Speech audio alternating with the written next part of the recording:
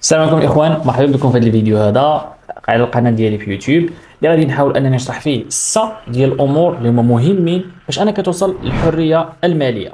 اول حاجه، شنو هو التعريف ديال الحريه الماليه؟ كالعاده دائما ملي كنحاول انني نعطي شي تعريف كنعطيه ببساطه كيف انا فاهمه وكيف انا عشته، ماشي فقط كيف سمعت عليه. الحريه الماليه هو لو فات انك شهريا كتخسر اقل من داكشي اللي كتكون كتربح، ولكن راك ساتيسفي.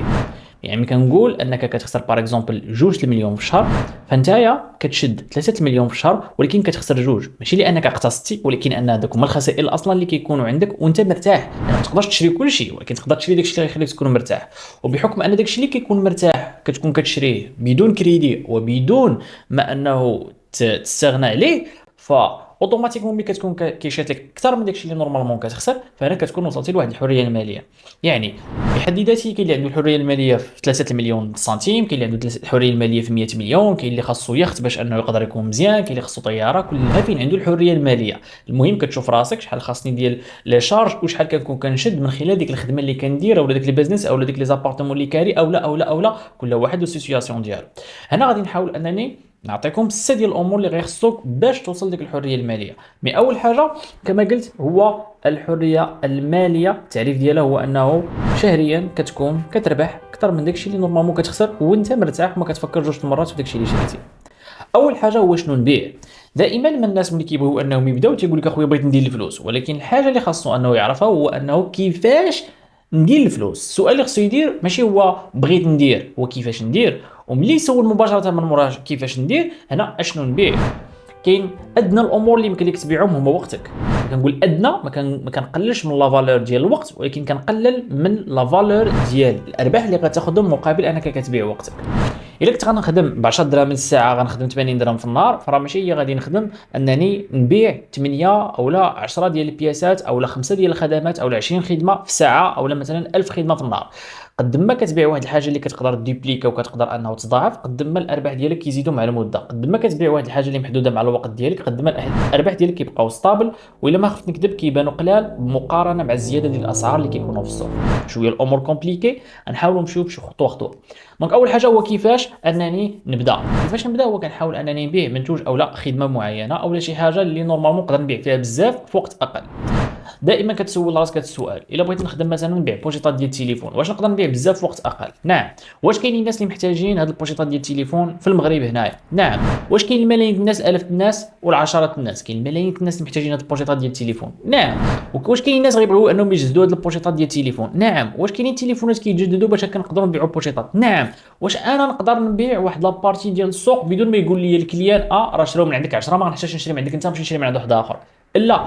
دونك ممكن انا نشد السوق كله، ممكن نشد واحد لابارتي منه على حساب المجهود ديالي والخدمه ديالي والذكاء ديالي في التحركات اللي كندير. لذلك اول حاجه هو شنو نبيع. وشنو تبيع ما كيهمش الوسيله اكثر ما كيهم الحاجه اللي انت مرتاح فيها. لان عاده الاغنياء كيسميو الخدمه حياه، والناس اللي هما كيكونوا من الطبقه العاديه او الطبقه الفقيره تيسميو الخدمه خدمه، تيحس براسو انه جيت من الخدمه عيان. حنا دابا تقريبا كالعاده 2:30 الصباح هذه وحنا باقيين خدامين. كنعتبروا الخدمه حياه، ماشي شي حاجه اللي نورمالمون كنسيباريوها على الحياه وكنعتبروها سيباري. بالعكس كندخلوها كتعتبر حياه. نقدر نجلس في الدار ونجاوب على لي زيميل، نقدر نكون خارج جالس في قهوه ونجاوب على التليفون ديالي، نقدر تكون شي حاجه ايرجون نهز التليفون ونجاوب عليها، تقدر يكون عندي تو دو ليست ديالي خصني نصور شي حاجه وتعطلت في الخدمه نقدر نصورها مع 2 الصباح. يعني كتعتبر الخدمه هي الحياه ديالك باش كتقدر تمشي مزيان. دونك اول حاجه هي هذه. دونك شنو هي الحاجه اللي غادي نبيع؟ الحاجه اللي غنكون مرتاح فيها واللي غنعتبر حياتي فيها، باش هكا كنقدر نخدم بدون ما نحس براسي كنخدم. سواء تقدر تكون منتوج، سواء تقدر تكون خدمه. ماشي ضروري نكون باسيوني بها، ماشي ضروري نكون بغيتها تكون كموهبه ولا بغيت ولا نكون كنبغيها لواحد الدرجه. لا، غير نحس براسي مرتاح وانا خدام فيها، نحس براسي مرتاح وانا كنبيع الحوايج، نحس براسي مرتاح وانا كنبيع المواقن، نحس براسي مرتاح وانا كنبيع تداريب، نحس براسي مرتاح وانا كندير واحد الحاجه معينه هي اهم حاجه عندي انايا، لان نقدر نعطي فيها اكثر بدون ما نخمم في راسي واش موتيفي مديموتيفي مقلق فرحان وباقي الامور. دونك الحاجه الاولى هو شنو نبيع انطلاقا من لا انت اشنو هي الحاجه اللي بغيتيها، وكذلك الحاجه اللي متوفره. حيت بعض الاحيان تقدر تبغي تبيع باغ اكزومبل السيلوات الغاليين، ولكن انت في واحد المدينه اللي ما كاينينش فيها دوك السيلوات الغاليين، يعني ما متوفرينش لك، ما متوفرش لك راس المال باش انك تشري دوك السيلوات. حاجه واحده اخرى اللي هي كفز كاع، ما متوفراش ليك الظروف فين انك تقدر تسلف باش تقدر تشري ديك السيلوات اللي غتقدر انك من بعد تبيعهم. بعض المرات داكشي اللي كنبغيو ماشي هو داكشي اللي كيكون موفر لينا، لذلك خصنا نختاروا هذه النقطه ديال الارتباط هنايا. شنو هي الحاجه اللي مرتاح فيها والحاجه اللي متوفره ليا، شنو هي الحاجه اللي مرتاح فيها والحاجه اللي متوفره ليا. الا كان عندي راس المال اقل فكنمشي عند الناس اللي عندهم ديك الحاجه وكنحاول انني نبيعها لهم باش هكا نقدر يعطيوني كوميسيون ديالي. الا عندي راس المال متوفر كنحاول ندير حاجتي فيها اللوغو ديالي ونبني اللوغو والبراند اكثر ما نحاول انني فقط نبني الفلوس اللي غنكون كنربحهم. صامارش. دونك الحاجه الاولى هو شنو نبيع وكيفاش انه نلقى ديك المجال اللي غنبيع فيه. الحاجه الثانيه هو الافكار اللي غادي نحاول انني نبيع بهم. وكاين واحد الكتاب سميتو ذا بيربل كرو، البقره البنفسجيه، تيقول لك ان واحد الا مشيتي لواحد المزرعه ولقيتي واحد البقره في اللون البنفسجي ف 100% غتاتيري لاتونسيون ديالك، واخا تمشي فين مشيتي غتهضر عليها. هذيك البقره البنفسجيه بحال باقي البقر اللي كاين في ديك الفيرما مثلا، ولكن من اللون ديالها اللي انت ما معتادش عليه او ما معتادش كتشوفه في الحياه الواقعيه ديالك او لا سبق لك شفتيه، هو اللي خلاك تذكرها وتهضر عليها ونهضروا عليها حتى حنا دابا. لذلك خصنا نكونوا فاهمين واحد القاعده، ان قد ما كنتي مختلف قد ما تعرفتي اكثر. المقوله خالف تعرف. لذلك قد ما حاولت انني ندير افكار زوينين وافكار واعرين لداكشي اللي بغيت نبيع ويكون ديفيرون على الافكار ديال باقي ديال الناس اللي كيبيعوا في السوق نفس الحاجه، فغادي نقدر انني نبيع اكثر منهم. نعطيك مثال بسيط. الا كنا كاملين كنبيعوا هذا السيلو وانا هذا السيلو هذا كنزيد عليه واحد الضمانه معينه، في حاله ديتي هذا السيلو هذا ما خدمش ليك كنغارونتي لك نعطيك جوج سيلوات فابور. في حاله ديتي هذا السيلو هذا ما خدمش ليك كنغارونتي لك غادي ندير لك ناقص 10% من اي منتوج عندنا في الامور في الخدمه ديالنا مدى الحياه. بمجرد ما كتزيد ضمانه على نفس المنتوج اللي كيبيعوا الاغلبيه لا فالور ديالو كتزيد. بمجرد ما كنقول لك هذا السيلو اللي خديتيه غنعطيك كوما فابور، واخا تزيد في الثمن ديال السيلو الناس مازال غتشي عليك السيلو غير حيت غتاخذ الكوما فابور. لذلك الافكار التسويقيه هي حاجه مهمه بزاف واللي خاصكم انكم تركزوا عليها. بالنسبه للناس اللي كيبغيو يقراو كتب اللي كيكون فيهم بحال هاد لي سوكري وهاد الاسرار وهاد الامور كاملين، دخلوا لاورانوساكاديمي.com او صيفطوا لي في ايميل غادي نصيفط لكم جوج كتبه بالمجان في حاله خديتوا جوج اللي كيكون الثمن ديالهم جد زايد. صيفطوا لي ايميل، صيفطوا لي في انستغرام اورانوس بوك شي حاجه بحال هكا وغادي نصيفط لكم هاد الكتبه اللي غادي يعلموكم هاد لي سوكري هادو اللي كنهضر عليهم دابا.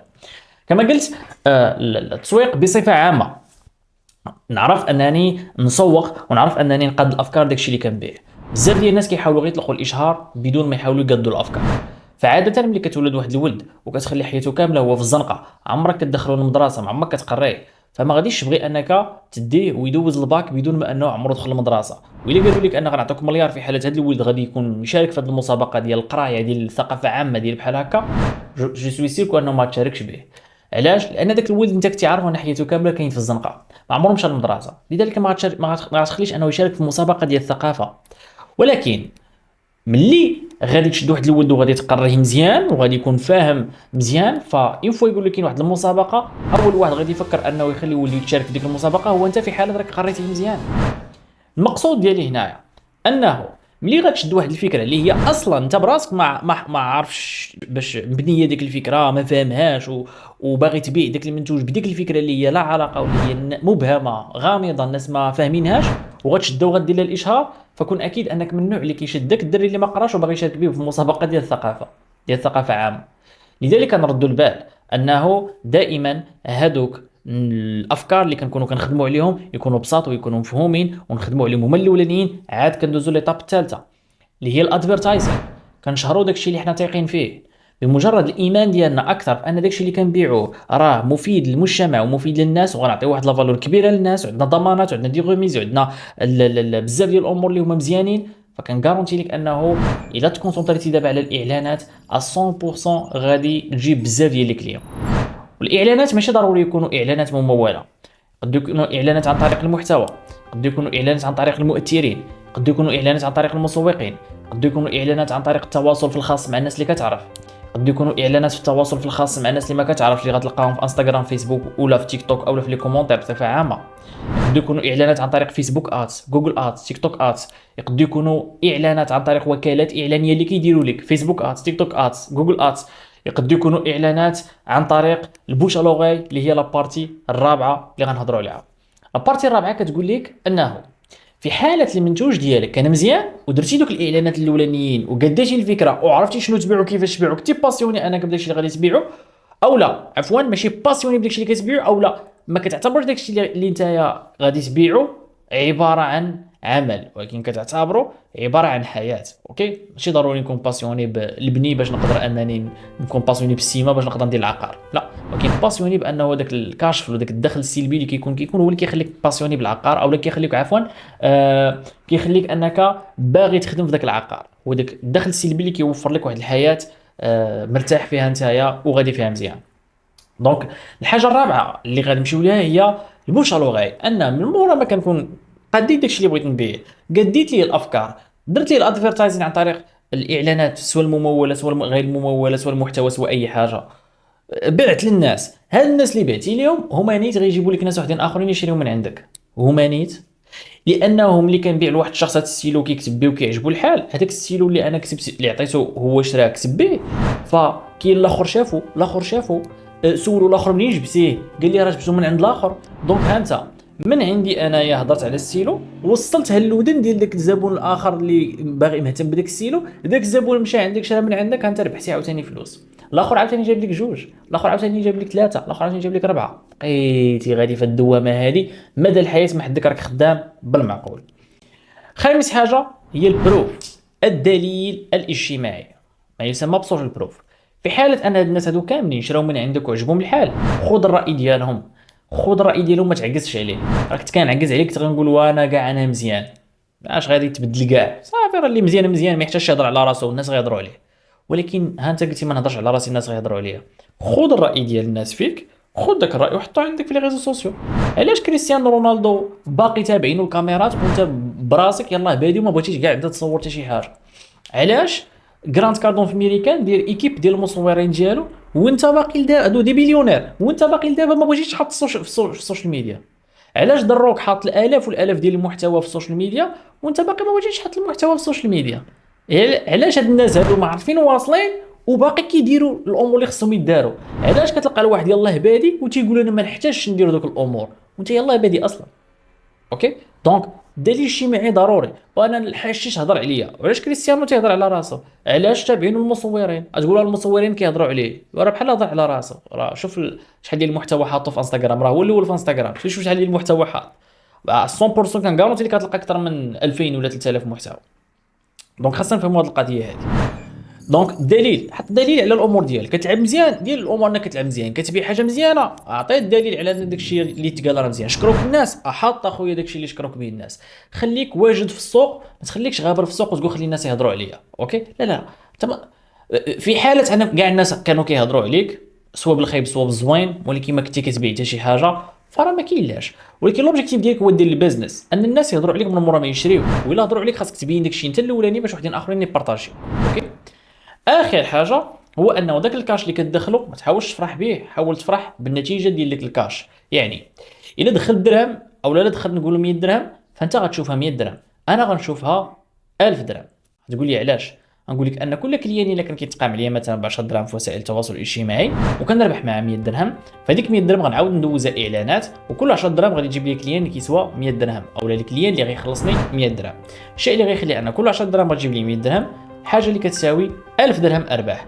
وهذيك ال 1000 درهم غنعاود نشوفها 10000 درهم ونبقى غادي طالع. عمرك تشوف الكاش ككاش، ديما شوف الكاش كنتيجه ديال شحال غيجيب لك. هذا ما كان، دير ابوني لهاد القناه هذه الى عجبك هذا المحتوى هذا، حاول انك دير ضغط على زر الجرس باش انه الى درنا شي حاجه جديده انه توصلك، وحاول تبارطاجي هذا الفيديو هذا، وخلي لي في كومونتير الا بغيتي شي حاجه اللي نهضروا عليها في البيزنس اونلاين. هذا ما كان، الله يوفقكم، السلام عليكم.